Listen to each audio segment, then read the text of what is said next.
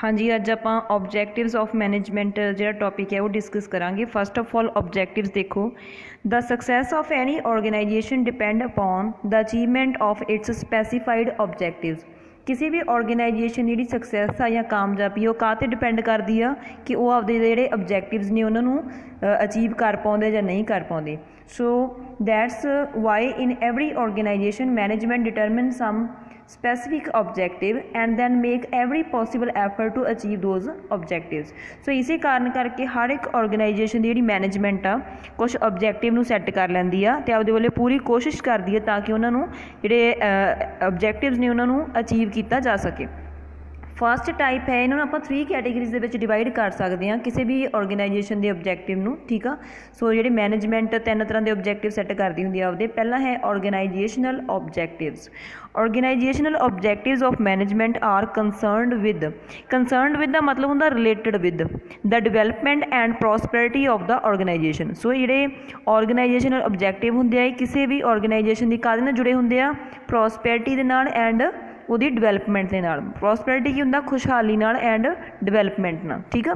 ਸੋ ਇਹਦੇ ਵਿੱਚ ਜਸਟ ਇੰਨਾ ਹੀ ਕਰਨੀ ਹੈ, ਇੰਨੀਆਂ ਲਾਈਨਸ। ਇਸ ਤੋਂ ਬਾਅਦ ਤੁਸੀਂ ਆਹ ਵਾਲੀ ਲਾਈਨ ਕਰ ਸਕਦੇ ਹੋ। Along with the earning of profit, management has many other organizational objectives which are given below।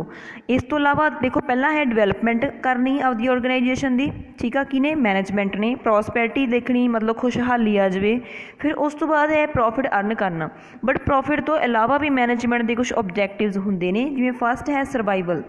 Main objective of management is to ensure the survival of the organisation. पहला ऑबजैक्टिव जो मेन है किसी भी organisation का वो की हुंदा किसी मैनेजमेंट का कि असीं की करना आपदी ऑर्गेनाइजेशन नूं सर्वाइव करवाउणा। मतलब साडी जिहड़ी हुण कंपीटीशन चल रही है वो ऑर्गेनाइजेशन चलती रहे। In the modern world of intense competition for its survival, any organization tries to earn a satisfactory profit after having fulfilled its cost। हुण दे मॉडर्न समय दे विच जां मॉडर्न टाइम दे विच इंटेंस कंपीटीशन आ, मतलब जिहड़ा मुकाबलेबाजी आ वो बहुत ज़्यादा वा। सो किसी भी ऑर्गेनाइजेशन ने जे सर्वाइव करना इस तरह के इन्वायरमेंट के विच तो उन्होंने की करना पैंदा वा, सब तो पहला ये देखना पैंदा कि घੱਟ तो घੱਟ खर्च के उपर असीं आपदे जिहड़े ऑबजैक्टिव आ उन्होंने अचीव कर सके, ठीक है। मतलब सानू एक सैटिस्फैक्टरी प्रॉफिट मिले, ठीक है, जो आप ऑबजैक्टिव के सैट किया। नैक्सट है अपने को growth and prosperity. Second main objective of management is the all round development of the organisation and to enhance the prosperity of stakeholders of the organisation. So दूजा मेन ऑबजैक्टिव है किसी भी management का कि company की या साडी organisation की सारे पासों डिवेलपमेंट होवे एंड प्रॉस्पैरिटी बढ़े। किन्ना दी, स्टेक होल्डर्स की। हुण स्टेक होल्डर्स कौन होंदे आ, जिहड़े किसी ना किसी तरीके दे नाल जिहड़ी साडी ऑर्गेनाइजेशन उहदे नाल जुड़े हुए लोग ने, चाहे वो कस्टमर्स ने चाहे वो इंप्लॉइज़ ने, ठीक है। Increase in sale, number of branches, profits, number of employees etcetera and production of better quality new products are indicative of the growth of the organization. हुण जे मान लो किसी ऑर्गेनाइजेशन के सेल वध रही है जां उहदियां ब्रांचेस बहुत दूर दूर तक खुल रही ने, प्रॉफिट वध रहा वा, इंप्लॉइज वध रहे हैं, इट मीनस उहदी की एक आदि किहड़ी चीज़ का इंडिकेशन आ कि जिहड़ी ऑर्गेनाइजेशन आ वो ग्रो कर रही है। थर्ड पॉइंट है ये maximum profit and minimum cost. Every organisation makes efforts to minimise cost and maximise profit. हर एक ऑर्गेनाइजेशन हर एक संस्था आपदे वल्लों पूरी कोशिश करती है कि असीं खर्चा घੱਟ तो घੱਟ करिए तो प्रॉफिट वध तो वध करिए, ठीक है। To achieve this objective optimum use of resources is made. So इस ऑबजैक्टिव नूं अचीव करने लिए की करना पैंदा, सानू सही यूज़ करना पैंदा रिसोर्सिज का। दिस रिड्यूसिस द कॉस्ट, इहदे नाल जिहड़ा खर्चा वा जां कॉस्ट आ वो घट जांदी है।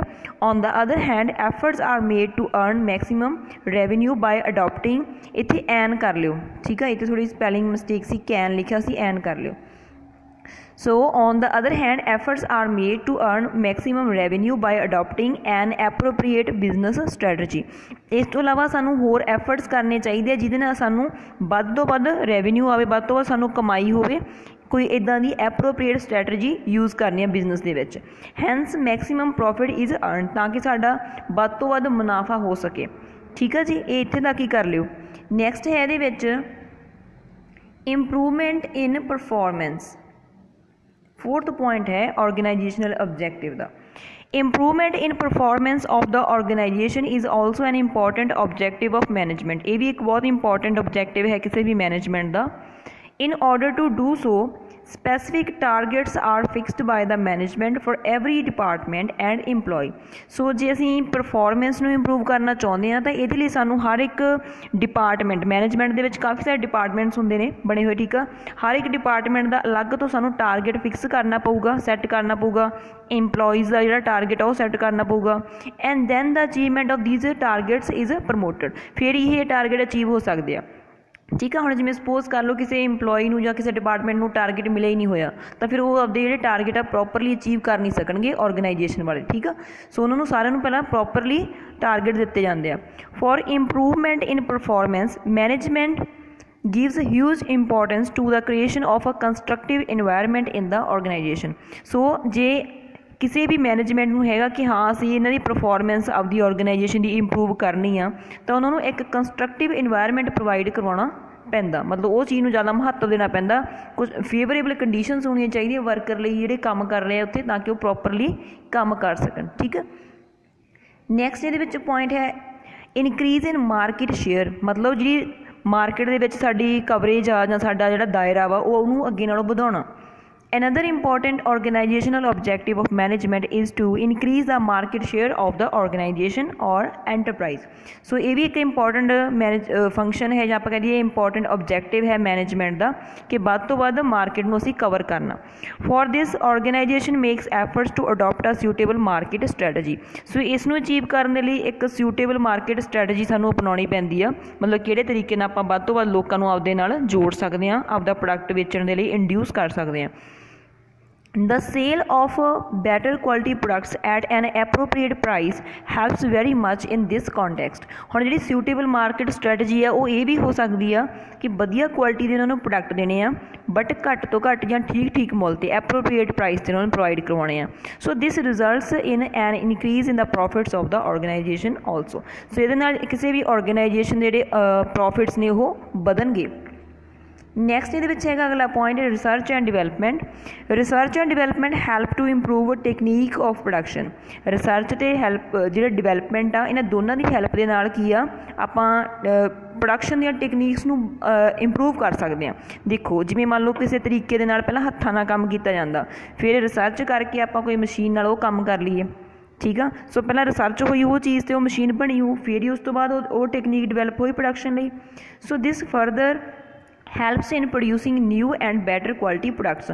ਸੋ ਜਦੋਂ ਆਪਾਂ ਵਧੀਆ ਰਿਸਰਚ ਅਤੇ ਡਿਵੈਲਪਮੈਂਟ ਕਰਾਂਗੇ, ਠੀਕ ਆ, ਵਧੀਆ ਟੈਕਨੀਕਸ ਬਣਾ ਲਈਆਂ ਪ੍ਰੋਡਕਸ਼ਨ ਵਾਲੀਆਂ, ਫਿਰ ਉਹਦੇ ਨਾਲ ਕੀ ਆ ਸਾਡੇ ਵਧੀਆ ਕੁਆਲਿਟੀ ਦੇ ਪ੍ਰੋਡਕਟਸ ਬਣਨਗੇ as per the needs of the customer. ਜਿਵੇਂ ਜਿਵੇਂ ਕਸਟਮਰਸ ਨੂੰ ਚਾਹੀਦੇ ਆ ਉਸ ਤਰ੍ਹਾਂ ਆਪਾਂ ਵਧੀਆ ਤਕਨੀਕ ਨਾਲ ਪ੍ਰੋਡਕਟ ਉਹਨਾਂ ਨੂੰ ਬਣਾ ਕੇ ਦੇ ਦਾਂਗੇ। So this results in more profits to the organisation. ਇਹਦੇ ਨਾਲ ਸਾਨੂੰ ਵੱਧ ਤੋਂ ਵੱਧ ਮੁਨਾਫਾ ਹੋਊਗਾ। So that's why it is also an organisational objective to promote research and development. So ਅਸੀਂ ਕਹਿ ਸਕਦੇ ਹਾਂ ਤਾਂ ਇਹ ਵੀ ਸਾਡਾ ਇੱਕ ਔਰਗੇਨਾਈਜੇਸ਼ਨ ਦਾ ਓਬਜੈਕਟਿਵ ਹੁੰਦਾ ਕਿ ਅਸੀਂ ਰਿਸਰਚ ਅਤੇ ਡਿਵੈਲਪਮੈਂਟ ਨੂੰ ਪ੍ਰਮੋਟ ਕਰੀਏ, ਠੀਕ ਹੈ।